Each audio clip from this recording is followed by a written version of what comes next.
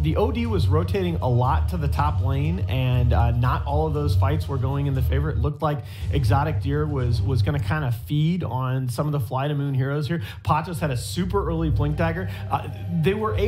Kinguin were able to take the 2 tier 3s here right before the 28-minute mark, but never able to threaten the racks. Yeah, and that's late for Visage lineup.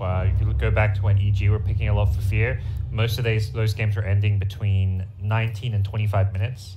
20 minutes is kind of the benchmark, I think, for taking a tier 3 tower and your first lane of racks. If you're not doing that, you're behind, you're in a bad spot. That first tier 3 tower came too late. You could tell what they were trying to do and what the Visage draft was meant to do to beat this lineup, but it just didn't happen at the right timings. Yeah, that was on me, by the way, a minute ago. I misspoke when I said the Roche fight. It was that bottom lane fight right at the 20-minute mark that right after that, the net worth just spiked, and it felt like Kinguin were all of a sudden on the back foot. And even before that, when it was like pretty even neck and neck for the first like 20 minutes of the game, that's not good for Kinguin. They needed to be ahead. They needed to be the ones taking more towers. That their lineup with Visage Lifestealer is designed to do that, and they were not ahead. They were just on equal terms. And for me, the other thing that, like, I think a lot of people are going to be looking at Silent here and saying, he carried the game, you know, this guy's the MVP. But for me, I felt like it was the Tusk. No fear on this hero. Like, the pressure was coming early and often, and his ability to move in, make a bunch of clutch snowball saves, along with the help of the OD, like we were talking about, the double save that they've got going, and they run to a lot in their draft, meant that he was able to make that space for Silent to come online. Like, if Silent doesn't get into a decent timing on that Battle Fury, he doesn't push out the waves as quickly, he doesn't force Kinguin to have to move back and respond as quickly. They slowed down the game, and you know, that's the thing that you don't normally expect out of CIS teams. It's not just run at you.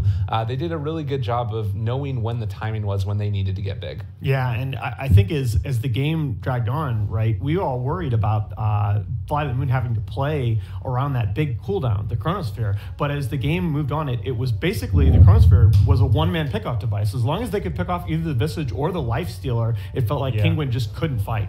Yeah, in the late game, it's okay because you're guaranteed to be able to kill a core if your opposing team doesn't have a save, and that's where, well, using a chrono doesn't really matter as much. In the early game, it's a much bigger deal because that's also when respawns are a lot shorter. So you kill a Visage in the late game when he's level 20 or so, well, by the time he's respawned, your chrono's back up. In the early to mid game, which is when Visage is incredibly strong and peaks, that's where you can't get away with having a bad chrono because that, or killing one hero, they're going to respawn and go right at you with those short respawn times. And you could even see that, right? Kinguin even did that once around the Roshan pit where they dove. They lost a fight to the Chronosphere, but once they knew the chrono was down, they just respawned, went right back into the Rosh pit and got the Aegis. Yeah, so the early mid game was definitely scary, but they held on and survived through it. Interesting here. I thought Silent was going to be the easy winner, but the computer does pick Iceberg here. He did come back into the game. It felt like he had a really good laning phase.